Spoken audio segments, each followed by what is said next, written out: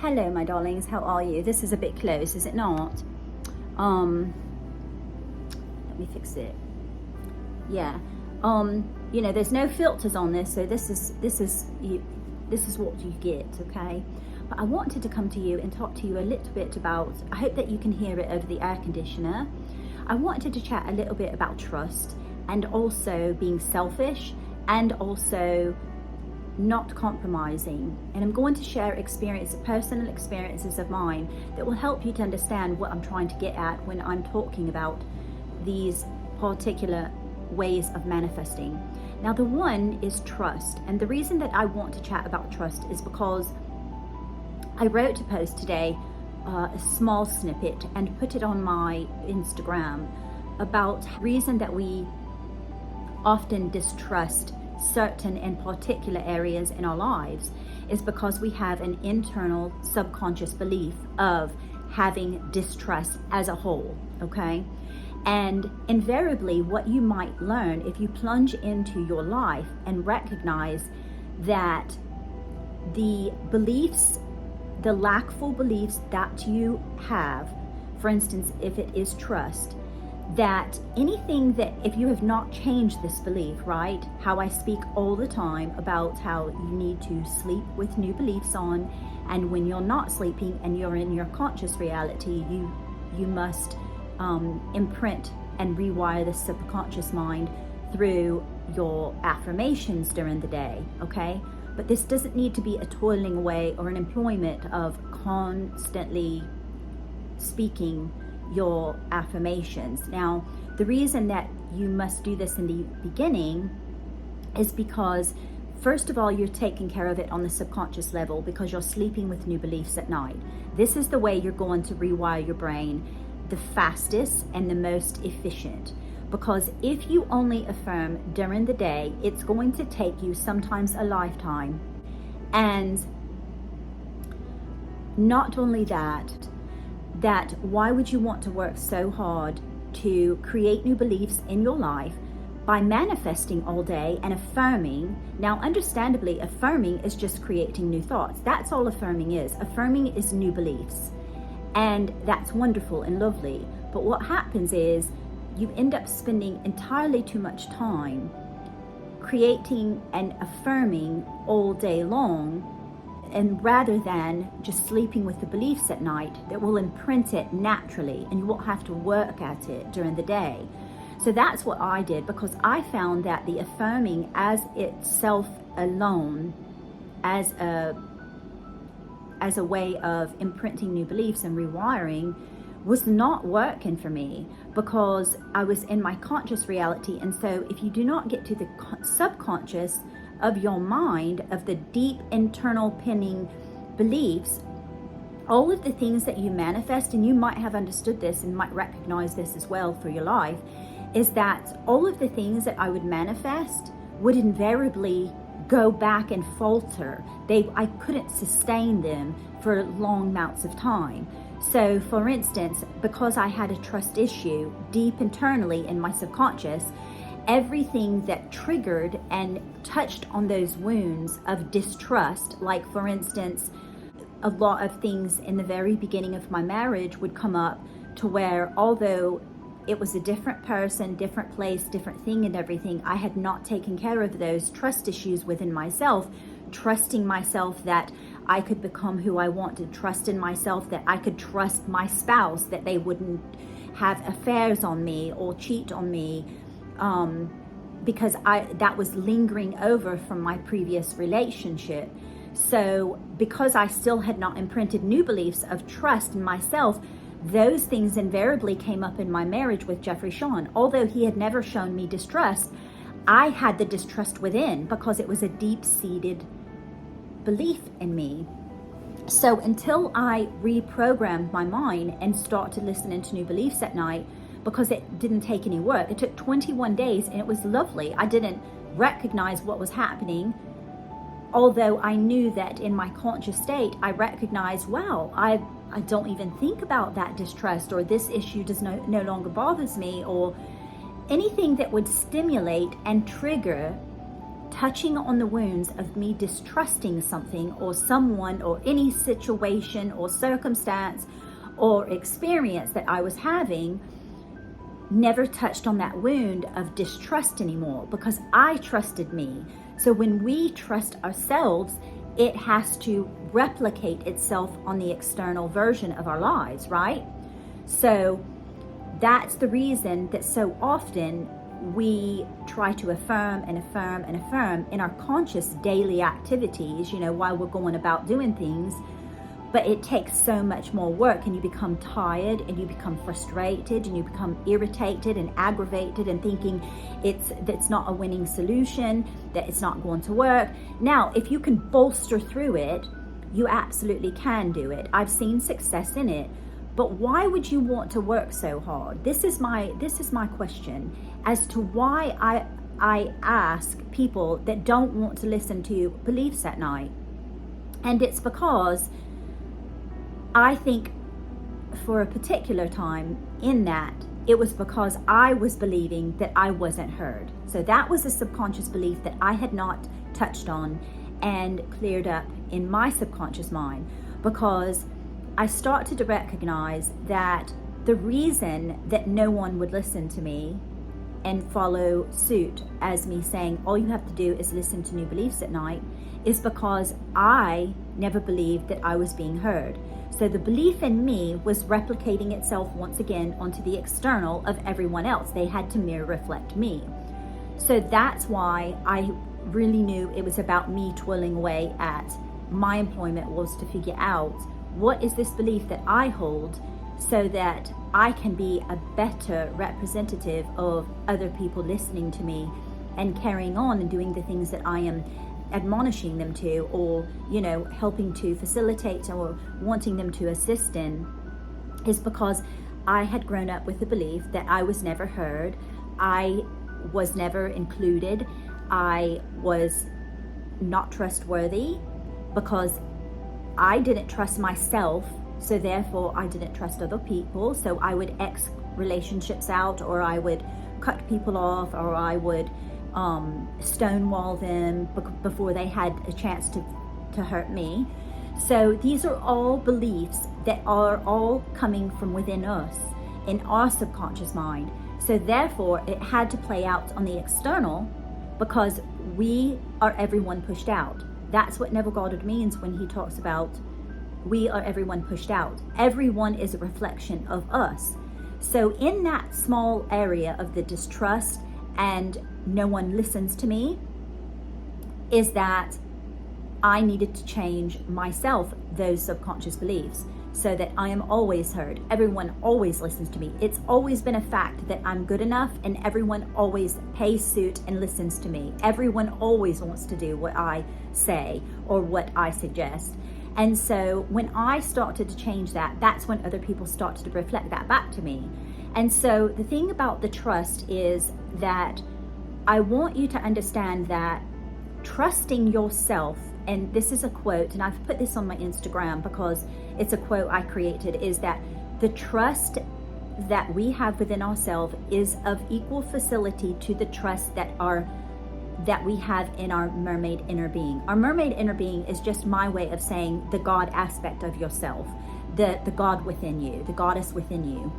And if you do not trust you, the 3D person, Raquel, will not be able to prove and show that on the screen space of reality, because the inner mermaid being Raquel doesn't trust self. I think that is of great importance to really recognize that if you struggle, and it usually means that women, or I found that one of the three main things are everything that I love leaves me, like I can't sustain things, everything that I love always leaves, because that is a deep-rooted, I'm speaking from experience, but also thousands of other women and men that I've chatted with and talked to over the years, from my YouTube channel and such, is that is the main thing, is that you distrust, you don't feel worthy or good enough, you don't love yourself enough. You don't have enough of a highly positive and good self-concept about yourself. That's where those small, little, invariable circumstances come up and arise in our lives, because we have these deep-seated subconscious beliefs that we're not worthy, we don't get what we want exactly the way we want it, we have to earn it, we're not worthy and good enough to have those things, or we're just simply not good enough. And like I said in my previous video about religion, is that this, I know, comes and stems from deep subconscious beliefs that we established as young children, lasses and lads, when we were being raised. If you were being raised by religious parents, well intended, but this is a belief that we attach ourselves to, that we are never good enough because we are lesser than the God that we have been deemed, that's the mighty, the Almighty, right? But I'm here to tell you that you are God, that you are God. You have the DNA of consciousness, collective consciousness, and that's all that is. And I shared a story about my near-death experience and why I'm such an advocate for this, and that I know the keys, now, and the secrets and the understanding of it. And this is why I believe it's my life's purpose to help especially women that grew up in religion, because this has been such a downfall for women, because it's taken away their self-concept, it's taken away the belief in self, the belief that you can achieve all that you desire to be because you are God. You have the DNA. It's literally scientifically proven that there's a DNA within every human being that's called the junk DNA. Scientists have proven this, and it's literally the DNA of God. Like, it can't be accounted for, but I'm telling you right now, that's what it is. It's called, scientists have claimed and labeled it junk DNA, but I'm telling you, it's the DNA of God. It's collective consciousness, because we are all God. And so when you start to recognize that you have the power to do everything in your life that you desire, now there is a portion of faith that you do have to have. You have to have faith in yourself, but you also have to have faith in the abstract, because we are a human being in a 3D dimensional world. So we can't see the other things. Our higher self can, right? The God within us. So you have to trust that it is both one and the same. That my higher collective self, my mermaid inner being, Raquel, knows how to facilitate everything that 3D Raquel does not understand. And so once you understand and know that you are God, you have the power to create anything in your life that you desire. And the only reason that you ever feel terrible, about anything in your life, is because what you believe and what you are pushing against means that the God consciousness within your heart and soul is not in compliance to what you're thinking. So say, for instance, I'm thinking something terrible and wretched about a person, whether it's deemed allowable by society or not, whether they are literally a terrible person, that is neither here nor there, right? What it means, though, is that if you're feeling bad because maybe you said something terrible or negative about someone that you love or someone that you know, and you feel terrible about it, because the inner being of you, the God within you, would never do that, because God, our higher consciousness, is all about love. And so you shouldn't judge, right? So whenever you feel those kind of feelings, I want you to understand that that is what it is. It's that your higher consciousness and the person you, like the Raquel here, and my higher consciousness, the mermaid inner being, the God within, is in disagreement about what my thought is in the 3D. So that means, why are you judging that person? Albeit whether it's true or not, that's not for us to say, is it? And that's something that we will spend the rest of our lives probably working through, but that's okay, because It's never done. We're never getting this life done. We're not going to accomplish getting this perfect. We are perfect. We're already perfect. But in the sense of a 3D rationale of a world, we're never going to get it all done. Like, our employment is to be happy and to discover things about ourselves and to expand and become the greatest versions of ourselves, and that we might take joy. That's all our employment is for being immortal on the earth, is to become so expanded that we can therefore go back and then keep doing it again and again to expand the world and consciousness collectively as a unity, as a whole. And so I wanted to share that with you, but I also wanted to share a beautiful little experience that I had several years ago. And this will give you the idea that I talk about selfishness and why I think, there should be no compromising in a marriage. People say, oh, we should compromise, you should compromise. No, because when you believe that you are the God of your reality, and everyone's God, really, that you have the power and control to do anything and have anything that you want, it sets you on this freedom, and you understand that you're capable of achieving everything. And so I'll give you an example of this, okay? Because at the end of the day, and I always say that, at the end of the day, we are all selfish. We might not want to say, we don't want to cloak it as if, I'm so not selfish. Do you see how I do this and I do this and I do that and I care for these people and I give to the homeless and I do this? You're actually doing it for yourself because you want to feel good. And there's a mutual benefit for it. If there's always a mutual benefit for you doing whatever you do, because you're always going to, in the end, choose yourself and what makes you happy or what makes you less upset. You will always do it. And you might not want to believe me, and that's fine. You don't have to believe me. You might not be ready to emotionally accept that as of yet, but once you do, you will realize, oh, I'm accountable for that and I'm responsible for that. And that's wonderful, because what it does is it gives you your power back. There's no more of looking outside yourself to receive the things that you desire. You know that I want a record, like I'm just saying, like for an example, I want a book deal, or I want a record deal. You don't need a record deal. You don't need a book deal. You're already a New York Times bestseller. The world might not see it yet, but you have the capacity to create it yourself. You don't have to wait for someone to come in and rescue you. And that is another belief that many, many women have. And I say that with clarity because I am also one that really struggled with that. Because, and I don't know, I do believe that it's because I came from an alcoholic home. And my dad was very vacant in the sense of emotionally, he was not there for me. Now, physically he was there, but all of the physicalities of him being there were very tumultuous and they were very disheartening and scary and terrifying for a young child. So I grew great distrust in men per se, and I also grew distrust in just in general in people. So that was one of my beliefs that I had to really, really reprogram and rewire in my brain.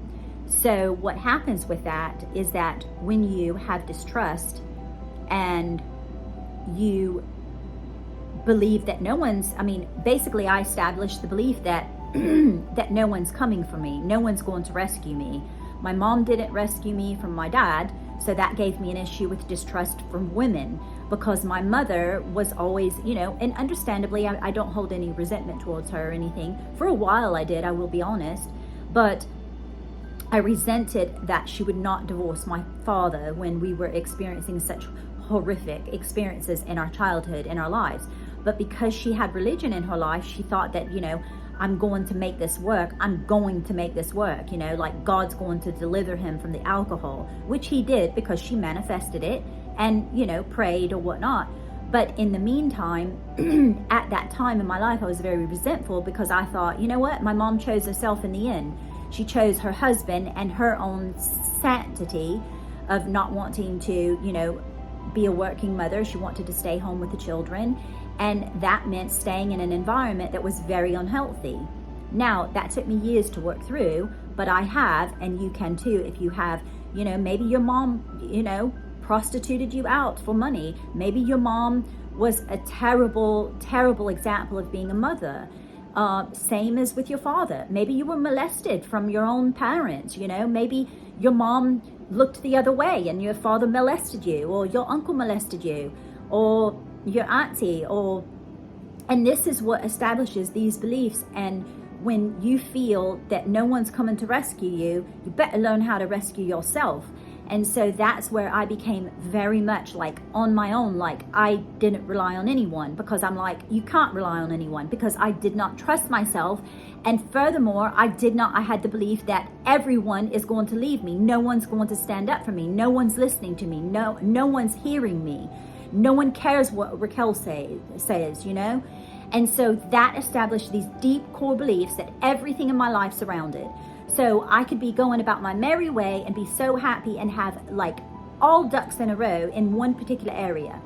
But something would trigger me and it would throw me back into this distrust in myself, disbelief in myself. No one's coming to rescue me. I'm feeling all alone. Everyone always is going to leave me, and I'm on an island by myself.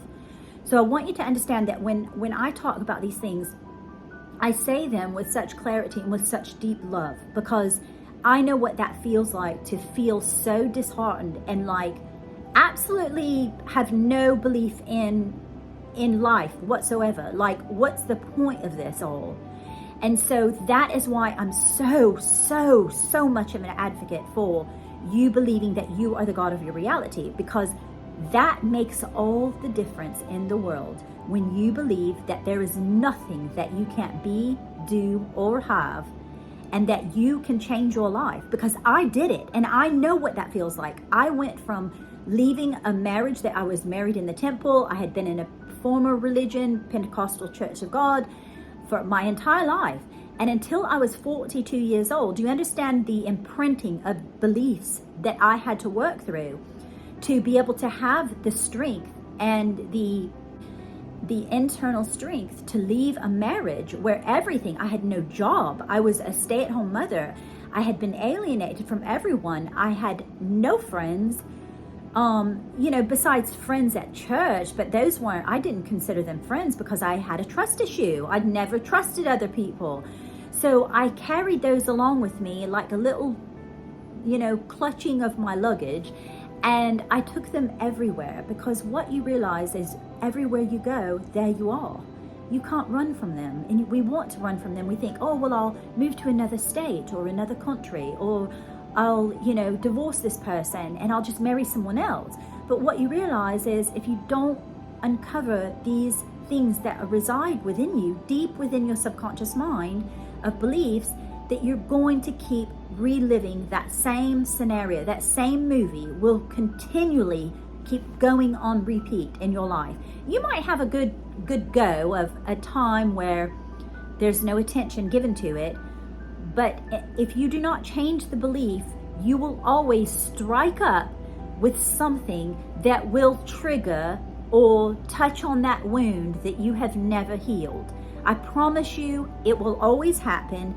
And that's why I want you to understand, if you sleep with new beliefs on, that's all you have to do to create a new fabulous world. Wouldn't you love to wake up one day, and this is what happened to me when I was doing it. You go through these different things like having nightmares and things of that nature, but I will help you to work through those as well. Is that, wouldn't you want to wake up and go, you know what, I never have any issues anymore? Like, remember when I used to always have that issue? Like for example, I used to always have the issue that no one ever paid me what I was worth. And so what do you think that I always received? Everyone else was making loads of money. But when it came to me, I wasn't making loads of money. Like, why was that? Because I had the belief that I didn't believe in myself. I had a concept that I wasn't good enough.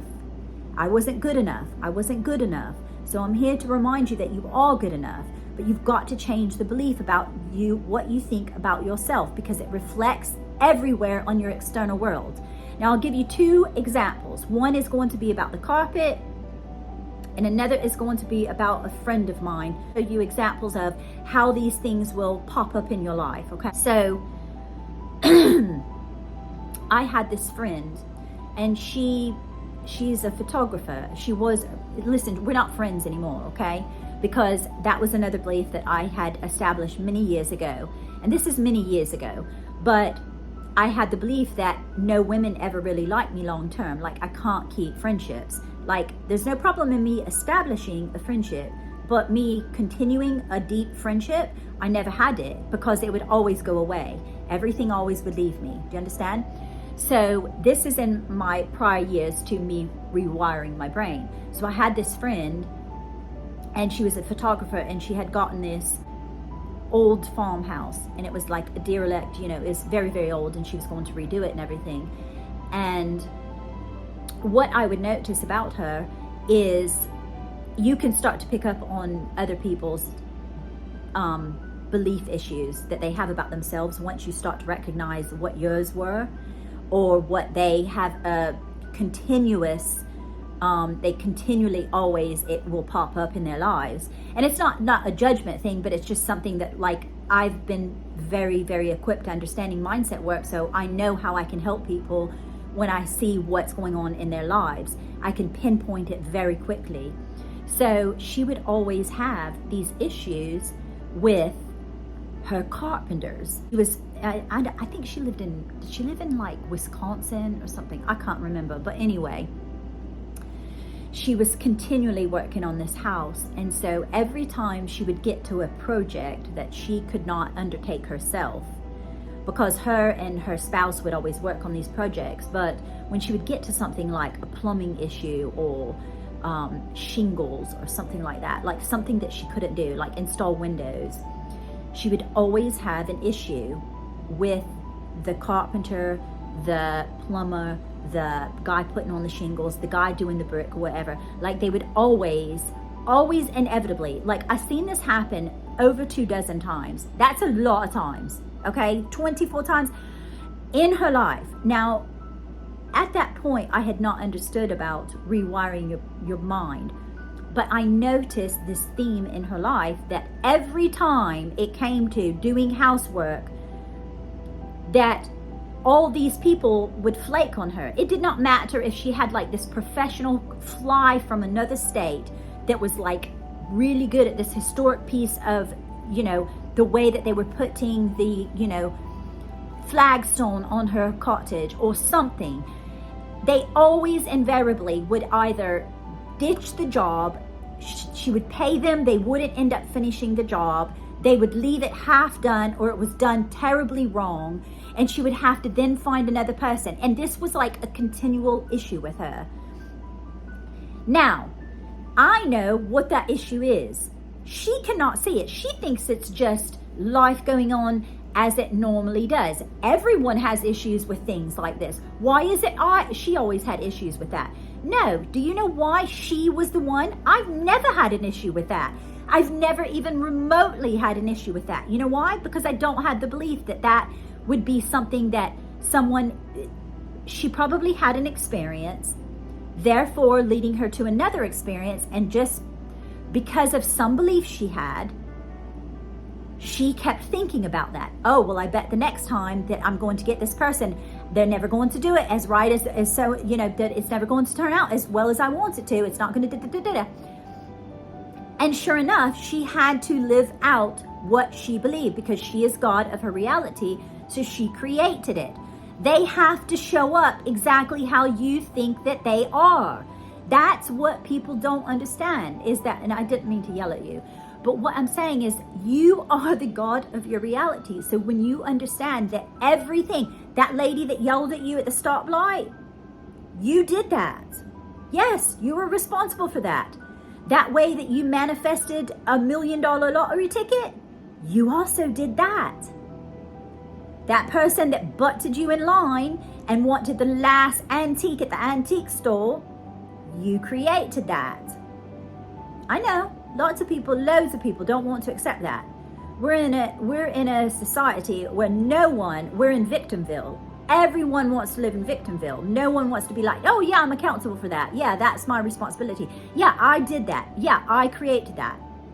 And I could go in more depth about, you know, when you get into things like, you know, why did this little child get molested? Why did this little child get abducted. Why? I mean, listen, we can go on for days and I can tell you exactly why all that stuff happened. Okay? Some of it, some people are not ready for. The people that are ready for, you might want to subscribe to my channel because I'm going to share all of that. And I feel very clear and very much an expert in sharing all of these things because I'm going to tell you that, listen, I had my own son brutally murdered. Brutally murdered.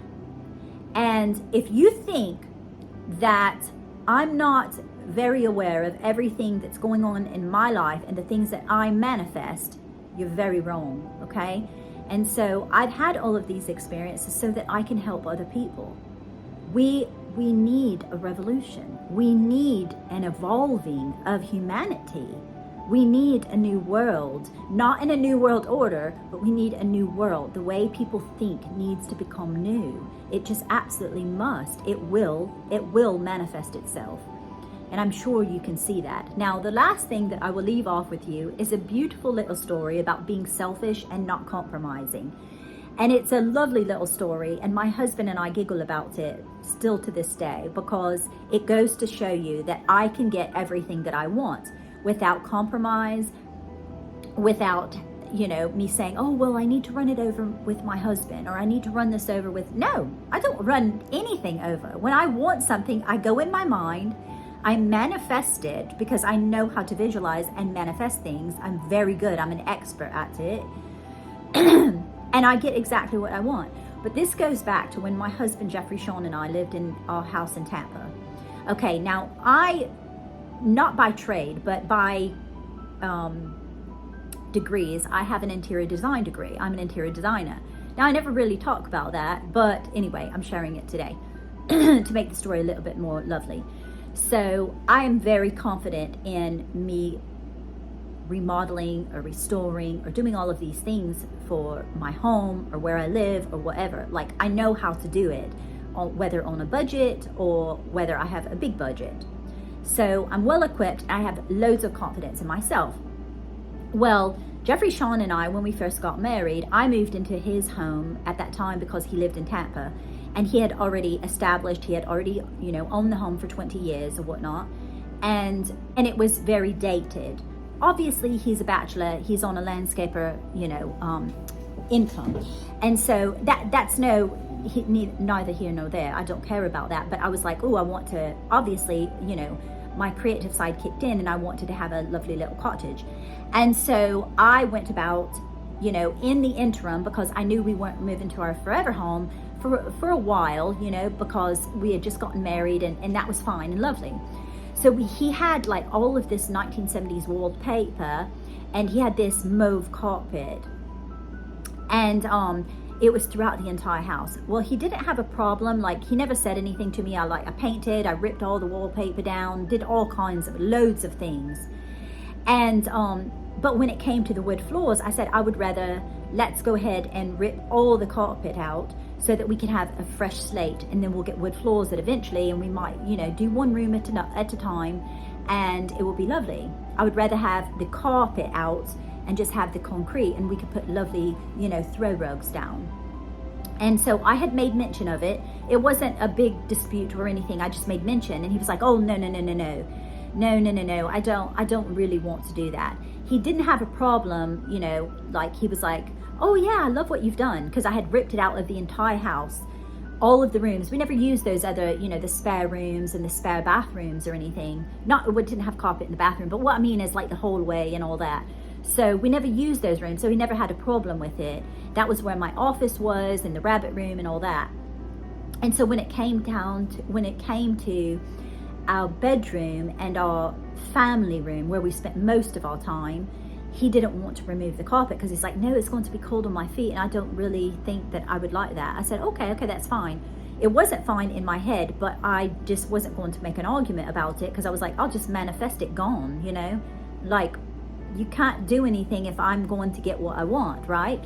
So there was no argument or anything. So that night, what I did was, I was like, I really want this carpet gone. Like, I'm really excited about doing all these fun things to it. And I had painted, and, I was really, really excited about my next project. And so I went to bed, I visualized, I want the carpet gone, I want to have concrete, and I want to be able to go to the thrift store or something, and I want to find a throw rug that's like large enough, like 11 by 13, that would cover that entire room pretty much, pretty much. And it needs to be under $20. So that was my cap, So get this, the next morning, my dear husband wakes up and he's stepping in a puddle of water with the bathroom flooded. There was a pipe that had gone off in behind the wall, and not only did it just flood a little, it literally flooded the entire carpet, the master bedroom, bathroom, the living room, and everything. There was no sopping it up. The carpet had to go because it started to smell like, in that second day, it started to smell like mold, because we're in Florida and there's like loads of humidity, so it's not going to do well. So he's like, oh goodness golly, I guess we're going to have to take that carpet up, and I said, yeah, I'll do it while you're at work. So literally, I had the capacity, and I don't know, maybe I had just loads of energy that day, but while he was gone to work, I ripped up the entire room and the living room of all the carpet and shredded it in like strips and put it in our, in our bins. We had enough bins to fit it all in because I coiled it up and everything and did it neatly. And pulled the strip, up from the wall, the wood strip. And then I was like, the next day I said, okay, so tomorrow, because I was doing all my cleaning up and everything. And so the next day I said, I'm going to go, buzz over to the charity shop and I'm going to see if I can find a big rug. And he's like, okay, that sounds lovely, because everything was cleaned up and everything looked fine. Everything was lovely. And the next day, so I went there to the charity shop and I saw a rug, and it was really, really big, and it was like kind of folded over, but it was all folded inward, so you couldn't see the print on it. And this nice gentleman, this brown gentleman, came up to me and he's like, are you looking at that rug, ma'am? And I said, yes, I was wondering, could you tell me it doesn't have a price on it? And he goes, well, you have such a lovely smile that I'll sell it to you for $9. So I got the big, it was 11 by 13. I literally have it in this cottage. It takes up the entire half the space of the cottage. And it has big, beautiful, it's like black and gold and rust colors, and has big, beautiful bullion roses on it. And it's lovely and perfect. And so that worked splendidly in our cottage. And so do you understand? I didn't have to yell. I didn't have to say there was an argument. There was nothing. It was quite comical, because Jeffrey's like, I can't believe you wanted to keep that carpet. Like, he turned it on me, like as if he always does that, as if it's a joke, And I thought it was so cute and so lovely. And so everything, I could tell you thousands of experiences like this, literally thousands, and of how you create your reality. And so you don't have to compromise. You don't have to say, oh, well, I want to live in the mountains, my husband wants to live at the beach. Do you not think that the capacity of your inner being has the ability to do what exactly you want and to give your spouse exactly what they want? Because we want everyone to be happy, and so that means you're always getting what you want. How much more power and freedom can a person have? There is none, than to get exactly what you want. And so these are experiences that I want you to understand, and I want you to recognize, or maybe I hope that you saw them once we plunged in to the description and understanding what affirmations and what manifesting is, that you gather a new understanding of it. And I hope that you gained and gathered that from my stories. And I hope that you enjoyed this video and that you derived some benefit from it. And I will leave you for now. And so, as always, I'm most affably yours till my next swim. Cheers, darlings.